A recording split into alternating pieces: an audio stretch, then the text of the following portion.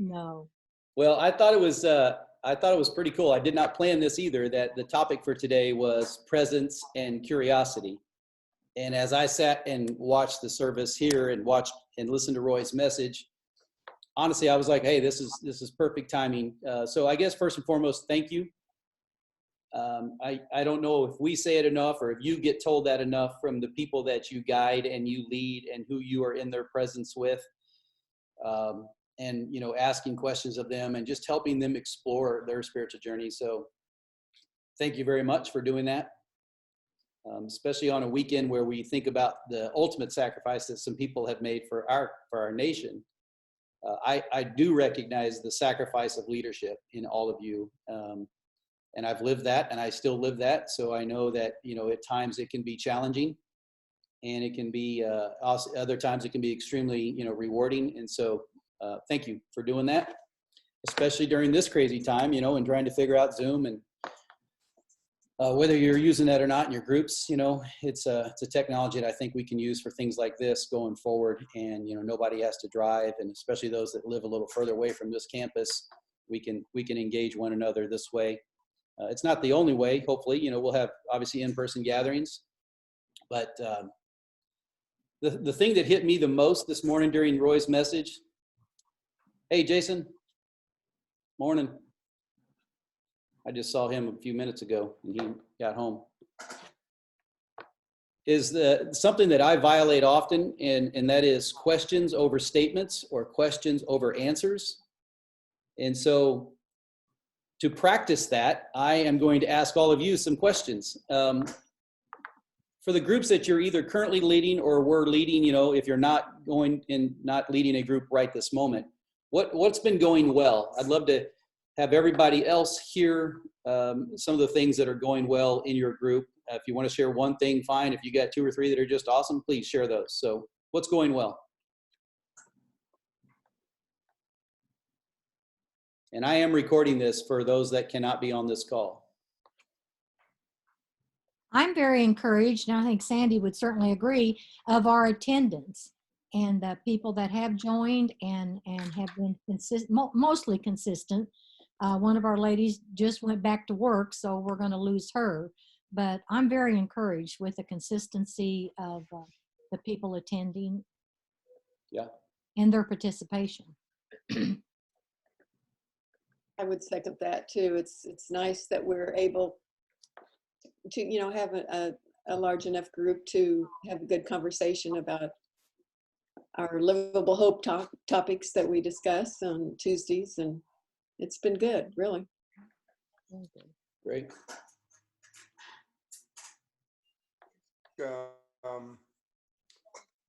men's group that I talked about, half of them are playing golf today. We all did the micro church together, and I'm encouraged that they all seem open to being more missional focused rather than just, and it's not one's better or worse, it's just different rather than what we were doing in the past. But I think we all got impacted by what he had to say about the big three, you know, and the one we probably were not doing is being missional and being somehow active and engaging in our community in some way. And for the most part, I think we had a in-person meeting last week. Lou had a big enough space up at Hillcrest, and we wanted to do a face-to-face rather than, you know, Zoom. And he had masks and we had distance and all that if we needed. And everyone, we kind of made a laundry list of what people were, you know, what keeps them up at night, what's attractional to them.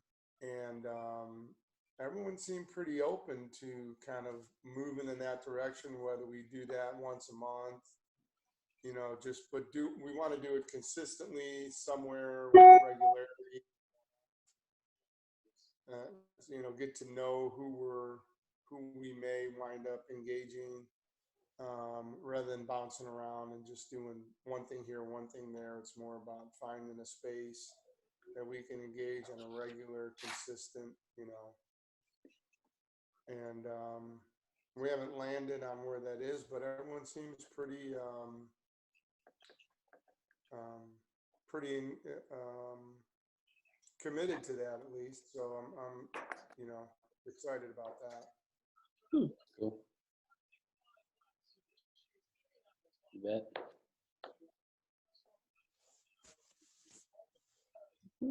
What's going well with the rest? Anybody else care to share? Well, if I can talk over the lawnmowers, I think the level of enthusiasm in the group that I'm with has been really high, and it was helped by the fact that I think many of these people knew each other before, and so this was not such a big leap for them to meet on Zoom. Gotcha. Having that pre-existing, I'd say half of them know each other from some context. And Yeah. And that just happened.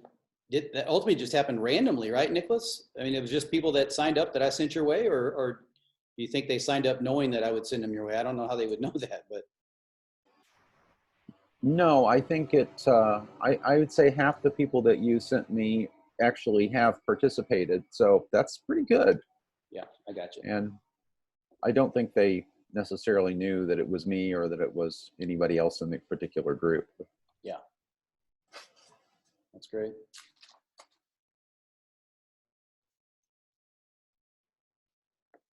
I think our attendance has been 100% since February maybe, or January. Like we haven't had anyone miss a single meeting. And granted, it's 5 of us since we split from our larger group, but man, it has just been, we hit every single week, and it's not just the scripture that we're reading, we're touching on what's also going on in each other's lives. So it's been really exciting. Cool. That's awesome to hear.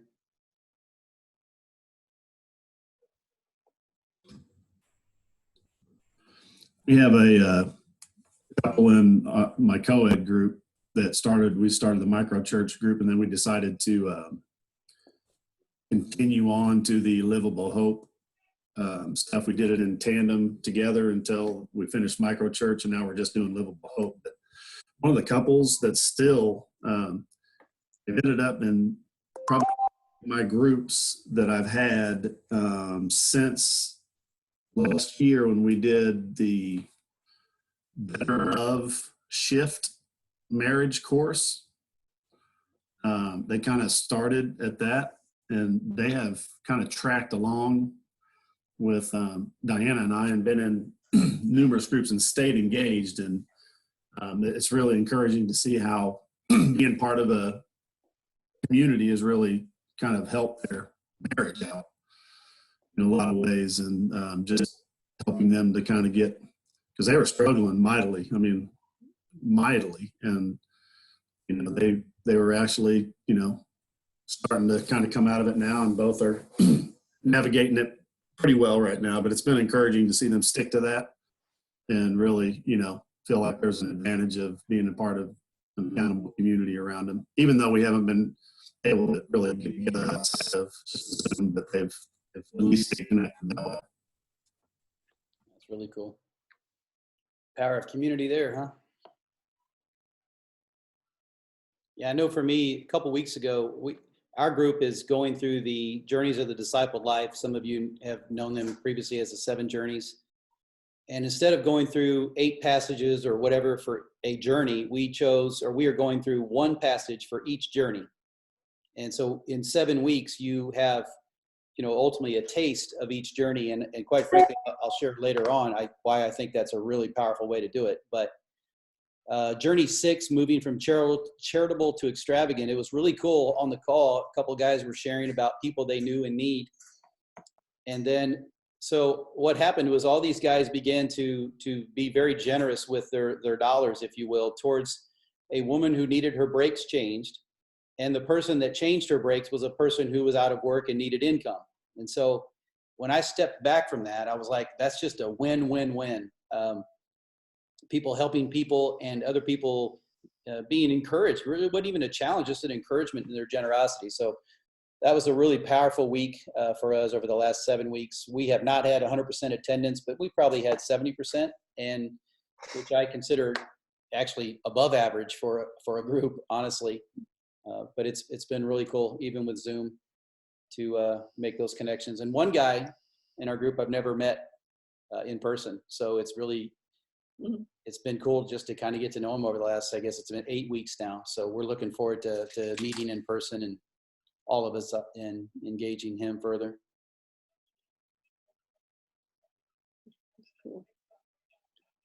How about a challenge? Any challenges that maybe as a group we can either benefit from hearing how you handled it, or maybe help brainstorm ways to meet those things? You know, back in the day, Jason used to present us with a Daryl's dilemma. You know, we all know that we can have challenges in groups, small to large. Anybody encounter anything over the last 6, 8, 10 weeks that's like you got questions on, or you just feel like might be beneficial for us to hear? My guess is that you all have probably experienced one of the issues that I'm getting ready to bring up, but that same couple that has stayed with us throughout this whole process, trying to help them understand that background noise from where they're doing the Zoom call affects the overall call of Zoom for everybody else to hear. So trying to help them understand that doing a appropriate mute, I guess I call it appropriate Zoom mute, has been kind of difficult, because they kind of do it, and the next thing you know, they forget it, and dogs start barking, and somebody's trying to share something really, kind of profound, and you hear all this background noise. So you guys may have experienced that, but ultimately I basically had to say, hey, everybody, here's kind of the protocol for Zoom meetings in a sense, is if you're not speaking, if you could try to stay muted, as much as possible, because sometimes background noise has been a bit of a challenge to, and then other people, are cooking dinner, while they're on the deal, and that kind of stuff, moving around. You get dizzy watching them because they're moving around with the phone, and Zoom's brought a little bit of a few challenges technically, but we've overcome them, so it's not been too bad.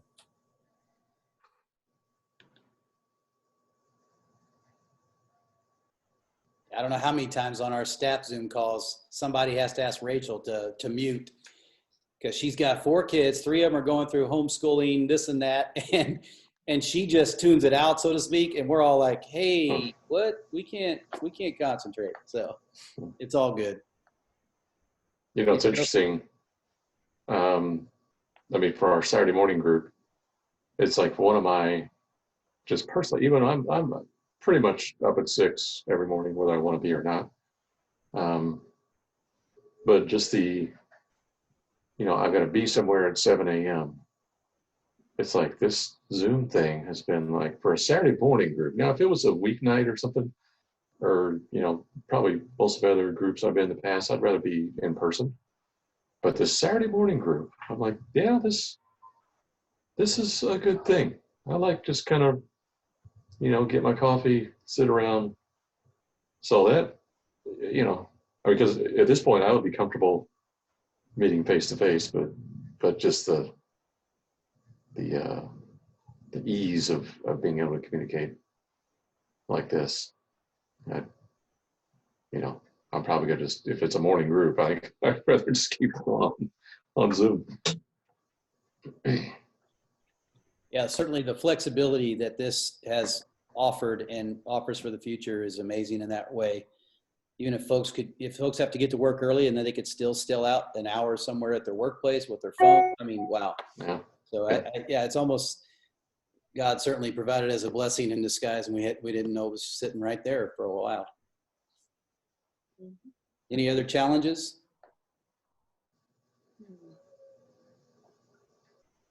Oh, I was going to mention, that's the other thing. We have we've had some guys that, kind of overslept or whatever, right? And then, you send them a text and they say, oh, geez, I forgot, or oops, I overslept. And then, bam, they're in the meeting. Whereas before they'd have to drive 15 minutes to come get to, to get to the group. So it's been good in that manner too. Yeah.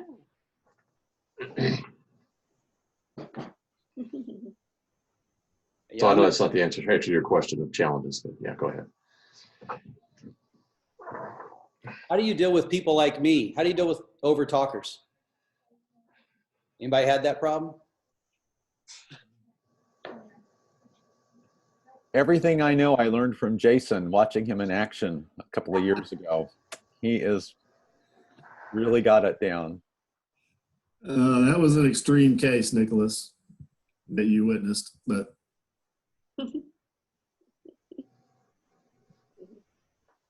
We have a little bit of that, but it's not people just trying to overtalk. Because if you notice, sometimes there's a little bit of delay. And so you start talking, you don't realize someone is talking. So, but we've handled it very kindly, whoever it is, they excuse me and back out. But it's been okay. Yeah. Yeah, Nicholas, along those lines, I've actually had conversations with Jason about that because of people like me. And I do think one of the most positive things I've heard, obviously, during the meeting, it's really hard. It's really hard to say, hey, you know what? Thank you for sharing. What about you? What about Lisa? What about Laura? What about Tim? What about, and so you got to find a way to do that within your own soft-heartedness and grace. But I think after the meeting, to engage that person in a phone call, not a text. If it's in person, it's even better, to where you could go through and explain why it's beneficial to allow others that are quieter to speak. Now, sometimes people that are quieter have to be drawn out, but they can't be ever drawn out if people like me jump in. And so that in-person after the meeting seems to be really helpful. You agree there, Jason, or is that just something no, that's a good way to handle it. And the other thing I'd mention is a lot of the times, if you especially if you have somebody that's new to groups or just new to kind of connecting in that manner, sometimes they're just nervous, man. If they speak and they start talking and they just get nervous, and nervous talkers sometimes just keep talking and repeating themselves over and over and over again. So, have a little bit of grace for the new person in that sense. But, some people are just absolutely unaware that they're talking too much. And I'm not talking about new people. I'm talking about people that have been in groups for a long time. And those are the ones where you really need to engage that soft-heartedly and with prayer and, sometimes get gloves, because ultimately it's going to be a challenge to do that. I know I have a little bit of a uniqueness where See you, Chazo. most of my people are contacts that I already know. But when we first started the group and we did the initial meeting, I told them that if someone is rambling on, don't be offended, but this would happen. and then to kind of move on, and like nobody's been offended by it at all, and has allowed for me to like draw out some of the other quieter people if someone is repeating or going on a tangent. But it does bring some laughter and hilarity, whether it's Chase, Stanton's little guy, or if it's Slugger. But when those eyes come in there, usually they wrap it up relatively quick. I love that.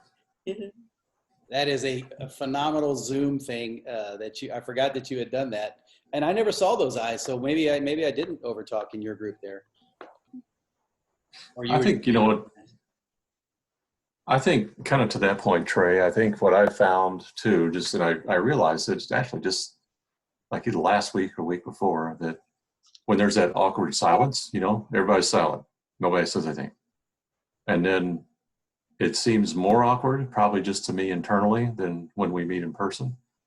But I've always kind of felt uncomfortable on calling out and saying, okay, Vicki, it's time to hear from you. We haven't, I feel uncomfortable doing that in a group. But since it's Zoom, I could say, hey, so we don't talk over each other. Well, somebody said that, one of the problems is talking over each other. It's like, hey, let me call out. I feel a little more comfortable in doing that and saying, hey, let's hear from, from Fuzzy. I haven't heard from Fuzzy yet. So that's been another trick that I've tried to. Like I said, I just realized, oh, that gives me license to do this without seeming mean, Absolutely. One thing that I've been in groups and leading groups now for well over 15 years. And so Trey and I were meeting, just the two of us, and we were starting to go through a book. And then we made a decision to step back and invite some other men into that group, or to create a group ultimately, go through that book, which has led to the three guys, me, Tim, and Trey, taking that group and exploding it, if you will, to 3 groups. So it went from what, Trey, 2 of us, to then 6 of us, to now probably 20 if we added up every guy in all 3 of our groups. And I don't know if this is my personality or my military background, but when I say that we have a Saturday morning men's group at 7 a.m., I know that it's in my calendar and I will be there. Now, I have overslept, don't get me wrong, but Trey taught me that is just being prideful. And I don't know, he didn't say that, it's my thought, that other people need reminders. And even I need reminders. And so the joke behind that is, or not the joke, Trey would send out on Fridays a reminder text to all the guys saying, hey, roll call, who's going to be there? And I'd always respond like, well, I am, of course. And then when I started to lead my group of those guys, here's the funny thing. I said I was going to do that on the first call. Every Friday, guys, I'm going to send you a reminder. And then the next 2 Fridays, I forgot to send the reminder. So I needed a reminder to send the reminder, which I put in my calendar. But I think the point is, some people put it in their calendars. Some people don't even have calendars. And that reminder, here's what Trey taught me, is that it tells people you care. So that was a valuable lesson 15 to 17 years into leading small groups for me to go, you know what? I need to let them know that, hey, I'm thinking about this gathering tomorrow or even 2 days out or whatever was comfortable for you, and whatever way you want to communicate that. That was huge to me. So Trey taught me that, and I have tried to do a lot better since those first 2 weeks of missing it, and it really helps with attendance, is what I have found. Or it helps with the person who's not going to be there and they had just forgot to tell you, and now you know. So you might try that if you're not, and if you're already doing that, wonderful. The system, planning center, where your groups are all in, I have set all those up to send a reminder email. I think it's 3 days out. And some of those groups have it's not been working. So I haven't solved that back through planning center, but some of the groups it is working. And I don't know if it's when I've taken an old group and like tried to rekindle it within planning center that it stops working. But not everybody checks their email that often. So a text or a phone call has been really good. And the group text that Trey did was awesome. So I'd like to ask this question, three questions within one, if you will. And so you can think about this. What frequency would you like to see this kind of group leader huddle done at? I have some ideas anywhere from once a month to twice a month. And I think that maybe on a quarterly basis that it could be in person, whereas most of them could be via Zoom. But I want you to think about that, and you can either write your thoughts or you can share your thoughts, or you can share your thoughts back to me in a text or an email, a call. But I am going to give you time to answer here. The other one is, what size of group do you think is manageable for this? I'm staring at, what do we got here? 8 people on this call, and it feels very good. Allows people time to share. We can always do what's called a breakout session. And if you haven't done that within your own Zoom groups, I've only watched it be done by Roy. So we had, what do we have, 35, 38, 39 people on a call the other day about the micro churches. And it really helps to break out to answer like the first couple questions you guys answered, like what's your biggest challenge, or what's going well. So you might think about the size of the group, the frequency of these gatherings. And then here's the one that I really want to hear from you on, even though I'd like to hear those too, is what topics would be of interest to you as a group leader for us to tackle or address? Anything come to your mind? Another thing that's available on Zoom is if you type your answers in the chat, that file can be saved as well. So if you don't have to remember everybody's answers or write them down, if they put them in the chat during the Zoom, you can just actually save that file that comes out of the Zoom call. So just a suggestion. You might want to turn your video off, Jason. You're really breaking up. Plus, I'm tired of looking at you. My microphone. That's not the video, it's my microphone. Oh, is it? Okay.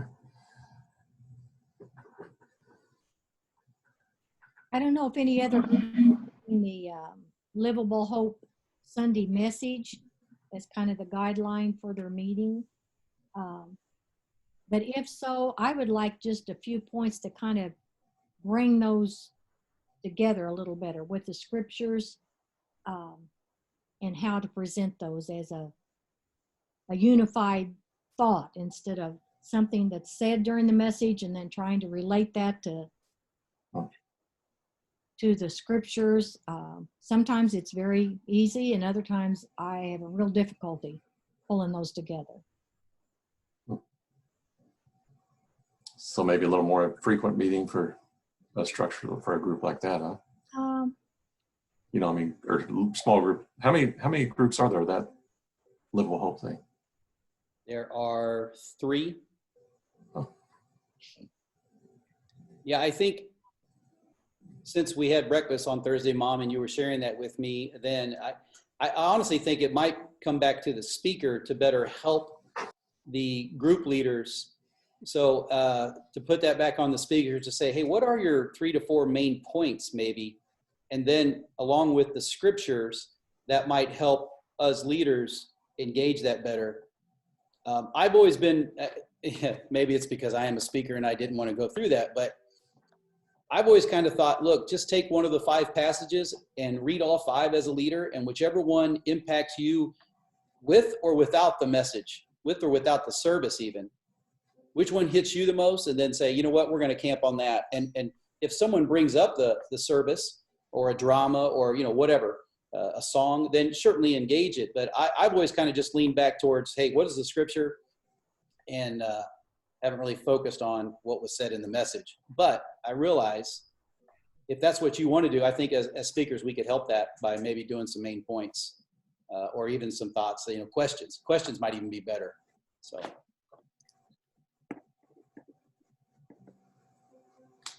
This is a tiny thing, but not all of us know how to use breakout rooms. I think a little tutorial about that process would be real helpful. You got it, Nicholas. I was anticipating doing a breakout room on this call, but then as I got texts from people saying they weren't going to make it, I knew that we were going to be under 15, and so I wasn't. But I did go out to Zoom.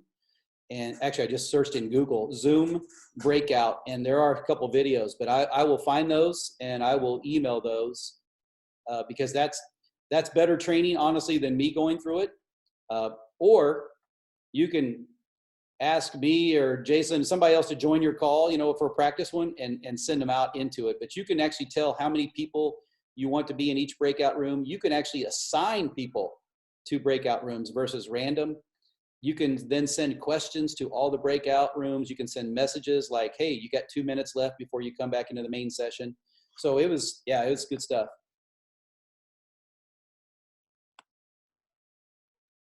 I wouldn't mind seeing some curriculum around the hypostatic union. Sweet. Calvinism versus whatever the other one is. I'm just kidding.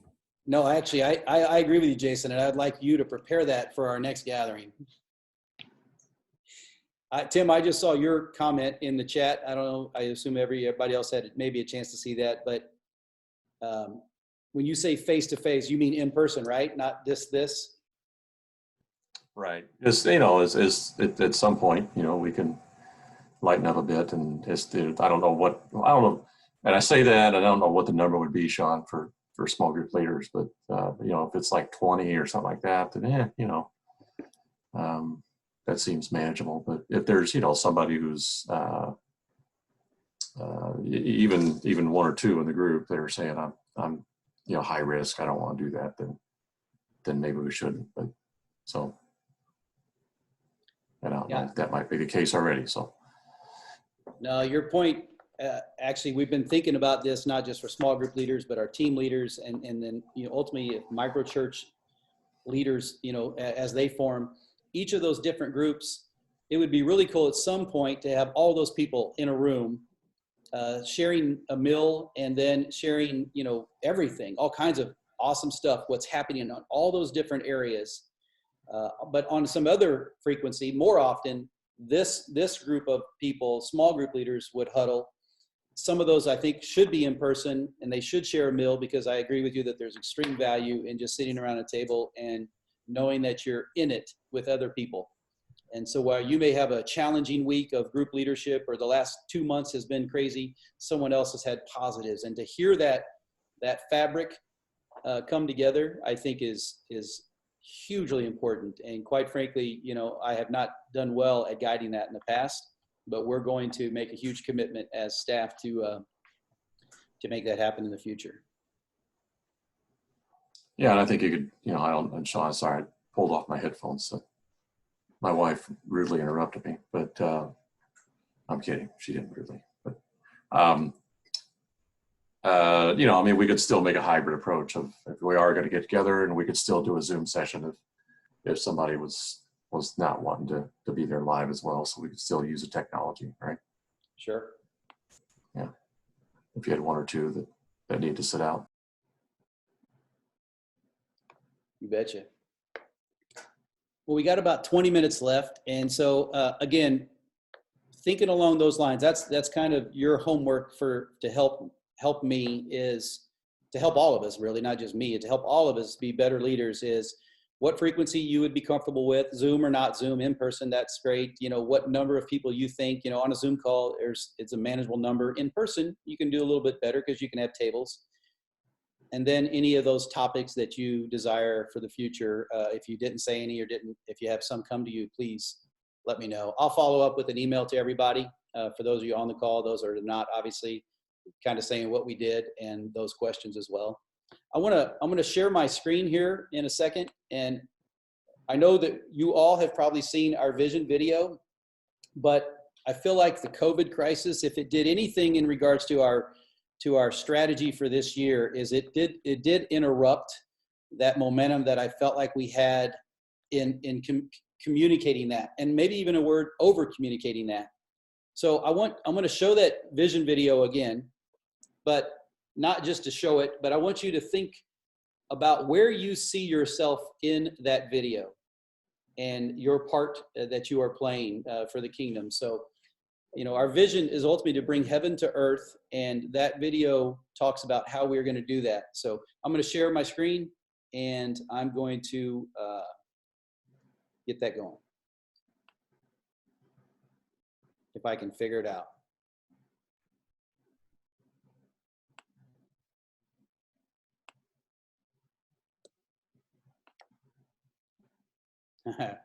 Come on. It won't let me move it now. I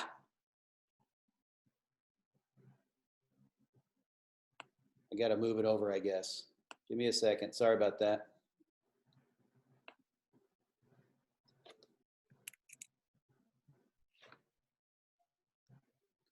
All righty. It's still not letting me do it.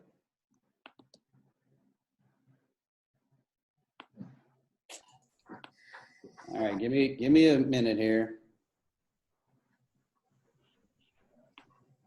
Huh, this was not that hard the other day. There it is. Okay. You're locked up there.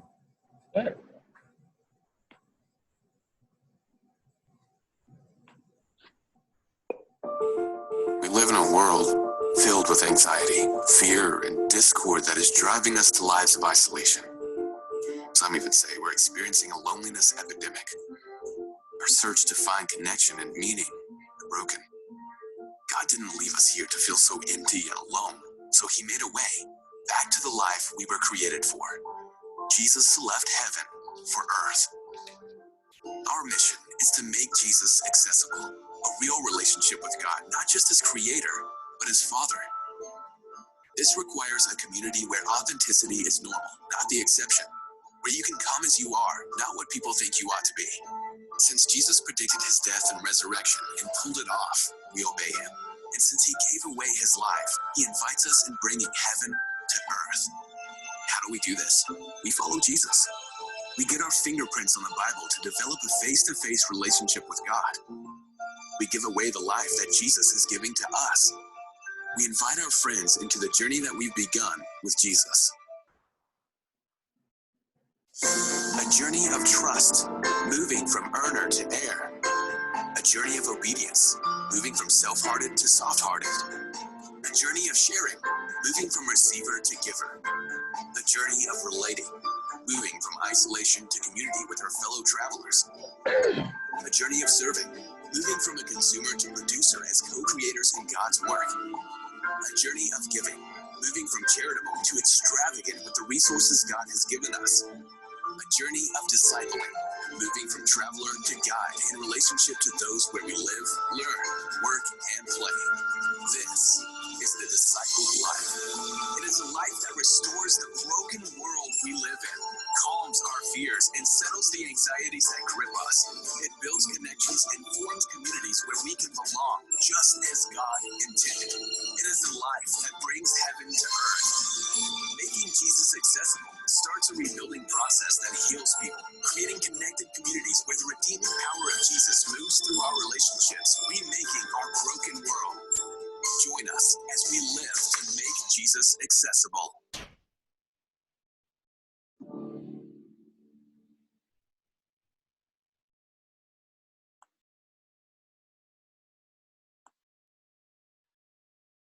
All right, everybody back.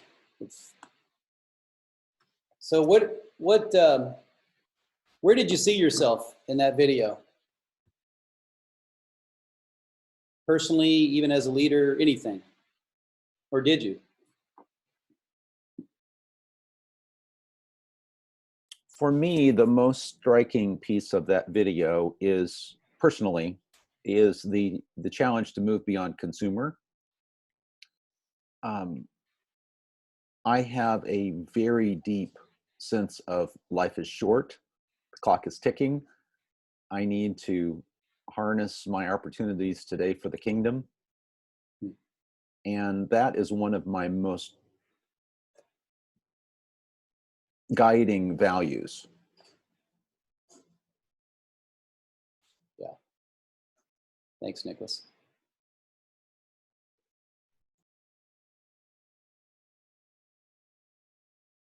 I just love the thought of making Jesus accessible to people who don't really know him that well. So that that kind of encourages me, you know, in whatever that we can do at Shoal Creek to bring people in, to maybe have them be in groups so they can understand more about what that means to, you know, have Jesus in their lives. So that was the wording, the phrase that stuck out to me. Yeah.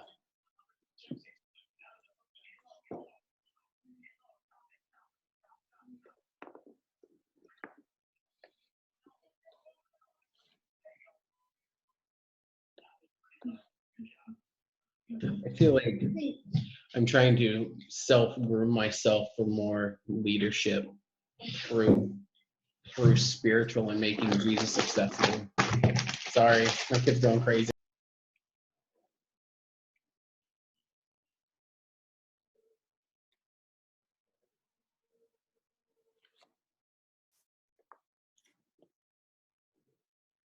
Trey, did you have more to add to that or not? I know you.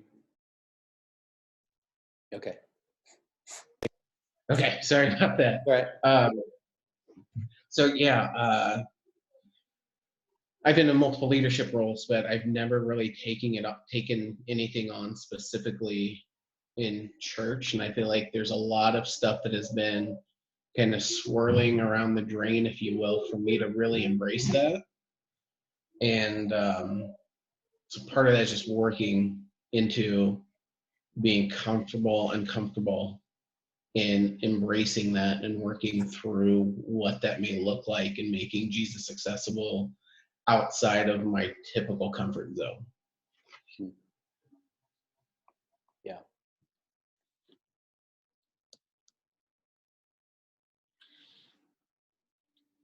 Yeah, I got to thinking, if anybody else has something pop in their mind, please raise your hand and then I'll stop it. I've seen that video. If you've seen it 10 times, I've seen it 100. So, and some of that is just because I need to be reminded. Some of it was in preparation in helping formulate that video, the small portion I played, but it's really more reminding myself that, I guess I'm going to say it this way. I think every disciple is a leader. So if you're going to be a follower of Jesus, then really that means you are a disciple of Jesus, and which means that you guide other people on that same journey. There is no, well, am I a leader or not a leader? It's like, look, as a disciple, Jesus tells you to go and make more disciples. And so when I see that video, I don't know why. Maybe it's just, Jason and I have been having good talks about this, Justin and I, as well, as far as supporting leaders, supporting disciples, is I see you guys all through that video. I see it in our mission, making Jesus accessible. As Sandy said, I see it in follow Jesus, build relationships, make disciples, which is our strategy. I see it in the journeys of the discipled life, because good gosh, in one meeting alone with a group of people, you might hit 5 of those 7 journeys. As far as learning, helping people learn to obey, helping people open the Bible, some for the first time, helping people relate, helping people serve, even begin to give, and then you're guiding them. So it's like, wow, as we think about those journeys of the disciple life, that's really our measures. So I want to reiterate that. That is our way of saying, are we successful in doing what we said we we're going to do as Shoal Creek Community Church? And so ultimately it's asking each of ourselves, are we living out those journeys in our own lives? And then how are we helping them be lived out in the lives of the people that we guide? And so anyways, I see you guys all through that video. I got a text from one of the guys in our group yesterday as I was asking all of them, hey, what do you think about going forward? We just finished these journeys of the discipled life. What do you want to do as curriculum? Just to get their input. And one of the guys, I'm going to read this. He says, I like the idea of going through the journeys again, or even the 40 passage idea, which is a creation to Christ kind of passage, but you're talking about a solid year if you have 40 of those. And then he says this, anything that helps keep my fingerprints on the Bible. And I was just like, we all need encouragement and motivation at times to re-engage God and re-engage him through his word, and to do that in a community. So anyways, I see that all through that. And I just want to encourage you to keep processing through that, our mission, our strategy, our metrics. If it helps you to go watch that video again, please do so. If it helps to see static things, I can send you that. It's really about getting people, helping them along the way so that they eventually own their own journey, not expect us to teach them. And for someone who has a teacher heart, that's really challenging. But that's the idea, is when then they become making disciples themselves. So I want to take a few minutes and ask you a question for those of you that are doing livable hope journeys. I know Fuzzy's doing a book. And I know Trey, Trey and Tim are doing the Journeys of the Discipled Life. And I know that Tim's about to jump in with his group into the book Microchurches. So as you think about curriculum, we've really given a lot of flexibility to leaders to say, hey, what do you want to do? And what do you think would most help the people that you're guiding? We do ask you to do the discovery process, and I do want to take some training time on that someday in the future to talk about that discovery process, because I really think as we have learned to use that process, that thing has served us extremely well. Having said that, it's like, what's next for you in your curriculum? I want to talk about some options that I have discovered. The one that I talked about earlier was the 7 journeys. I think we called it back in February. We gave a little handout at the Sunday service, and it was called Living the Discipled Life. And it was simply one passage for each of the journeys. So that's what our men's group just did. That's what Tim's men's group did, and Trey's. And I won't speak for them, but it was huge for us to do that. And honestly, to me, it was way better than spending 8 or 9 weeks on a single journey and then thinking about going to the next. Trey's nodding his head. Tim? So I would highly encourage that. I can send those passages out, and then I don't even want to call it a 101 or a 201. It's maybe just like A, B, and C. I talked to 2 guys this morning, one via text, one in person here at the building, and they want to go back through them because, and this time around, we're going to use a different passage for each of those journeys. And to me, something that Greg Rogers said about week 5 in our group is he said, wow, going through it this way, it really helps me see how they all intertwine and how I can bounce from earner to heir over here to, receiver to giver, or isolation to community. And so it was kind of like, wow, yeah, maybe spending 8 or 9 weeks on one of them is good in some cases, but in a group interaction, I felt like it helped to move around in those. So for those of you that are doing the Sunday topic, Livable Hope, you can certainly roll right into the next Sunday topics, or you know what I mean? You don't even have to think of it as a series. Just do it Sunday by Sunday. You could do the 7 journeys in that manner. We have something called Creation to Christ that Roy found through David Watson's ministry that they use overseas. It kind of became our journey part A and B because we condensed it. But think of it as the very first passage is in Genesis 1, and the last passage 40 verses later, or passages later, is out in Acts, if I'm not mistaken. And it just kind of walks you through the Bible. So, if that may be something, but, you better dedicate a solid year to do that. Any thoughts on any of that, like follow-on curriculum, questions about that? Well, I was just thinking I wanted to get in touch with Sandy after talking to you the other day, and then this on that 7 journeys. That sounds very appealing. And so she and I'll discuss that and see if that's something we may want to continue on with our group. But that really intrigued me. Yeah. I know, like for a book like Fuzzy's doing and Tim's about to do, no matter what book I've done in the past, maybe 5 years, I'll say, because before that was different, but in the last 4 to 5 years, I've still just kept the discovery process in place as I just treated the chapter as I would the passage.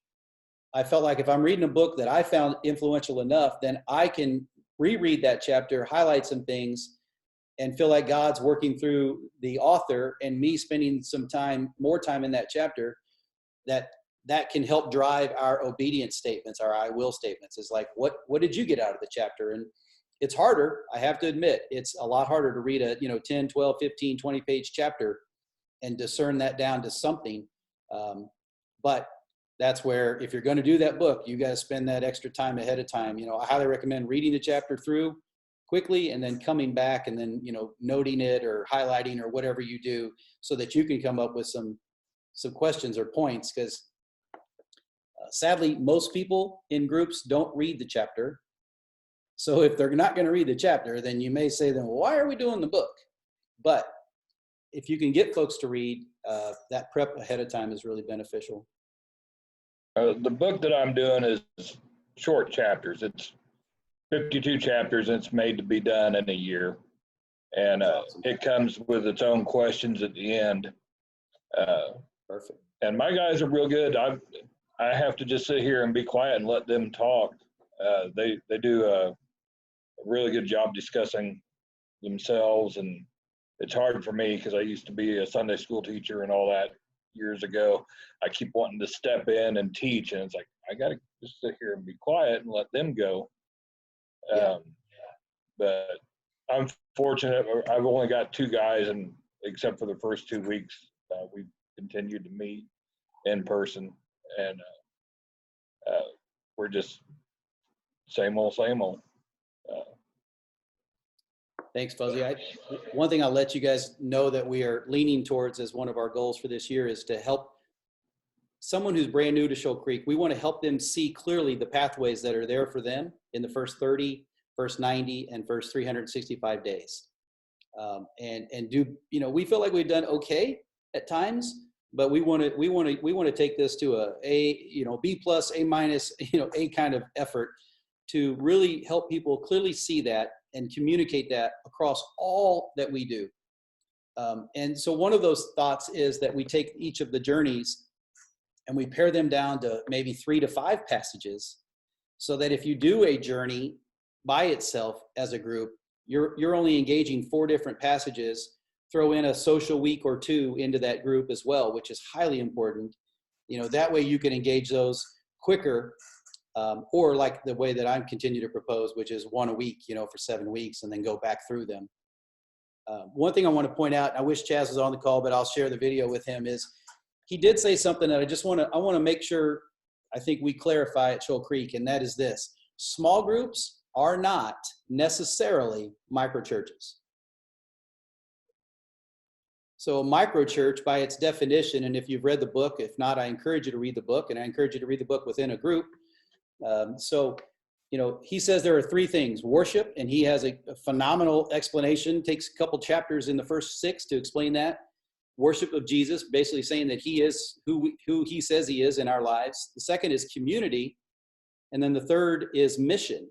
And so for Chaz's group, Chaz and Lou's group, they're kind of taking their small group and they're adding a missional component to that. And in reality, if you do the discovery process, that question that says, do you have a need or know someone who has a need? That is kind of the same thing. They're just kind of taking it maybe to another degree. And I think it's because they've all just got through the book Microchurches, or they're in the process of getting through it. But you do not have to turn your small group, make sure you hear this, into a microchurch. If your small group simply does community, then it has extreme value. I would argue that your small group does more than community. It probably does worship, because you're engaging a passage, you're all learning to be obedient to a passage or even a chapter that somebody has written that's based on something in the Bible. So just make sure. I feel like that has kind of become something that gets raised a lot, and I want to hit it every time I can, that a group is not a microchurch. It can be, but it doesn't have to be. A small group has its place and space for exactly what it does, without necessarily that missional component like maybe Chaz was leaning towards. That doesn't mean we can't serve one another and serve people that are outside of our group by the group, but it doesn't. Does that make sense? Does anybody got any questions on that? Or even disagreement? I mean, I'm open for that too. I totally agree, because that's not really what we established when we start a small group.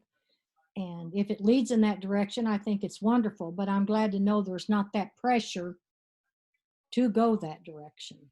So I'd heard that before, but I'm glad to hear you say it again. I think one way that it really helped clarify for me was in when we were taking a group of people in our home through the first 6 chapters of microchurches. Someone brought up that it was TJ and Laura Brewer were in that group, and TJ said, "Well, I felt like your small group was a great small group, but not necessarily a microchurch." And I'm like, I would completely agree.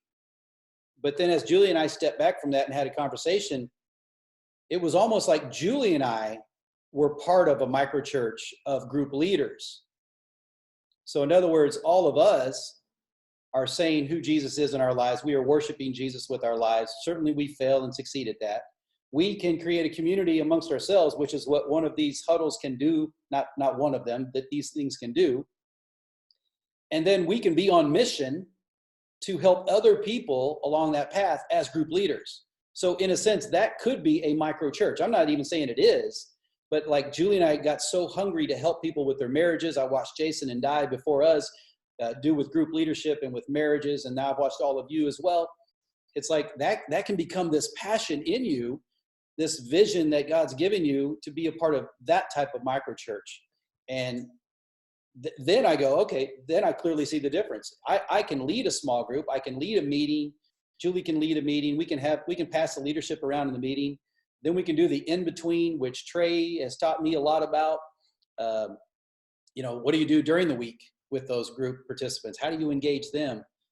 And then, I can still be a part of a microchurch, but that group is just within my efforts in the microchurch. So I don't know. Hopefully that makes sense. I didn't mean it to be confusing. It might have come across confusing, but I'm looking at 11:45 and some spare ribs that I need to take off within 30 or 40 minutes. But it's Memorial Day weekend. I value your time. Thank you for being on this call.